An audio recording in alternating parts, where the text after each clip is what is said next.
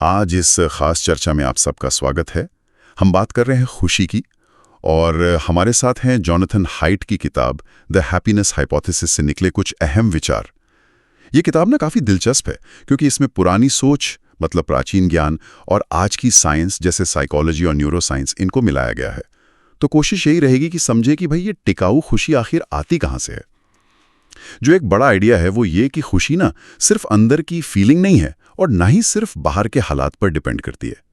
ये शायद इन दोनों का एक बैलेंस है। तो इस बैलेंस को थोड़ा और समझते हैं, है ना। हाइट एक बहुत अच्छी तस्वीर देते हैं जिसे वो विभाजित स्व या डिवाइडेड सेल्फ कहते हैं। सोचिए कि हमारा मन एक हाथी है, मतलब हमारी भावनाएं, हमारी आदतें, और उस पर एक सवार बैठा है जो है हमारा तर्क, हमारा सोचने वाला दिमाग। और वो कहते हैं कि असली तरक्की तभी होती है जब ये सवार और हाथी मिलकर काम करें। सिर्फ सवार के कहने से हाथी नहीं चलता हमेशा। हाँ, बिल्कुल सही कहा। और यहाँ ये समझना जरूरी है कि ये जो हाथी है, हमारी भावनाएं, ये लाखों साल के एवोल्यूशन का नतीजा है। बहुत पुराना सिस्टम है ये। जबकि सवार यानी हमारा जो लॉजिकल ब्रेन है वो तो काफी नया है। इसीलिए तो हमारी भावनाएं इतनी पावरफुल लगती हैं। उन्हें सिर्फ वॉलेंट्री से, इच्छा शक्ति से कंट्रोल करना बड़ा मुश्किल होता है। तो जैसा आपने कहा, तालमेल जरूरी है, लड़ाई नहीं। हाँ, लड़ाई नहीं। ये बात मुझे अगले पॉइंट पे लाती है जो किताब में है और जो थोड़ा मतलब सुनने में अजीब लग सकता है कि मुश्किलें, परेशानियां असल में हमारे लिए अच्छी हो सकती हैं। ये कैसे भला? ये सुनने में जरूर अजीब लगता है शुरू में, पर ये इस बात पर निर्भर करता है कि हम उन मुश्किलों को देखते कैसे हैं, उनसे निपटते कैसे हैं। हेट का तर्क है, और साइकोलॉजी की कई रिसर्च भी यही कहती हैं कि जब हम मुश्किलों का सामना एक सही नजरिए से करते हैं, उनसे कुछ सीखते हैं, तो हम ज्यादा मजबूत बनते हैं। इतना ही नहीं, हमें अपनी जिंदगी का मतलब, वो गहरा अर्थ ज्यादा साफ दिखने लगता है।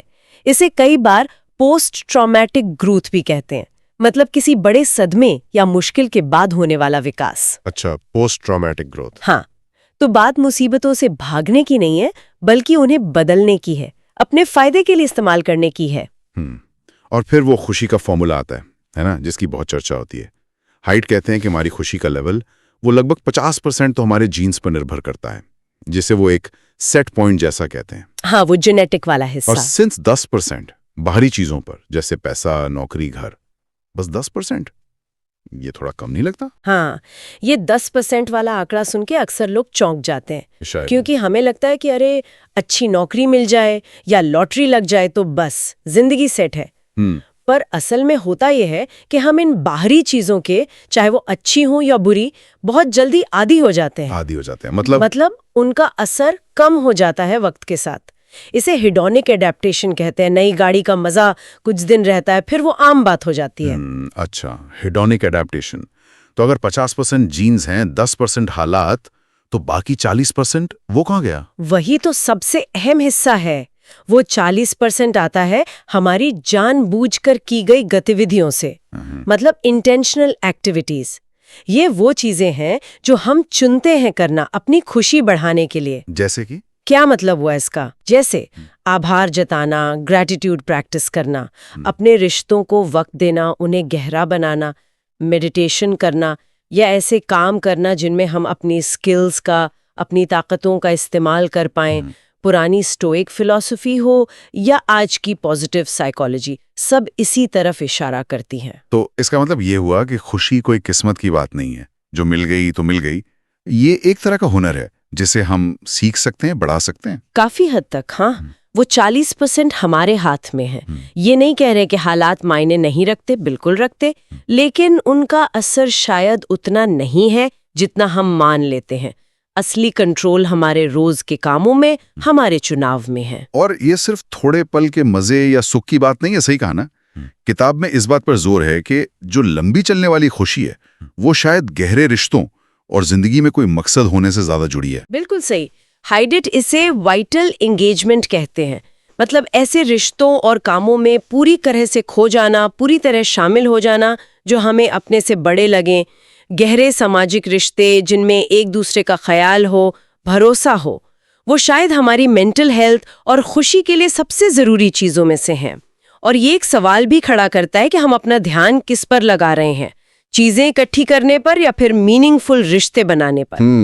तो इस पूरी बातचीत से क्या समझें? निचोड़ क्या है? ऐसा लग रहा है कि खुशी कोई ऐसी चीज नहीं जिसे हम पैसिव होकर पालेंगे, उसे एक्टिवली बनाना पड़ता है। मतलब अपने नजरिए पर काम करना होगा, रिश्तों को संभालना होगा और अपनी जिंदगी की जिम्मेदारी लेनी होगी। हाँ, बिल्कुल। खुशी को कहीं बाहर खोजने के बजाय अपने अंदर और अपने रिश्तों में बनाने की बात है ये। और ये कोई एक दिन का काम नहीं है, ये एक लगातार चलने वाला सफर है। उतार चढ़ाव आएंगे, पर दिशा हमारे हाथ में है। वो 40% याद है ना? हाँ, वो 40%। तो चलिए जाते जाते एक सवाल सोचने के लिए छोड़ते हैं। अगर हमारी खुशी का एक बड़ा हिस्सा हमारे जानबूझकर किए कामों और रिश्तों से आता है, तो आज अभी ऐसा कौन सा एक छोटा सा जानबूझकर किया जाने वाला कदम हो सकता है जो इस दिशा में बढ़ाया जा सके? सोचने वाली बात है।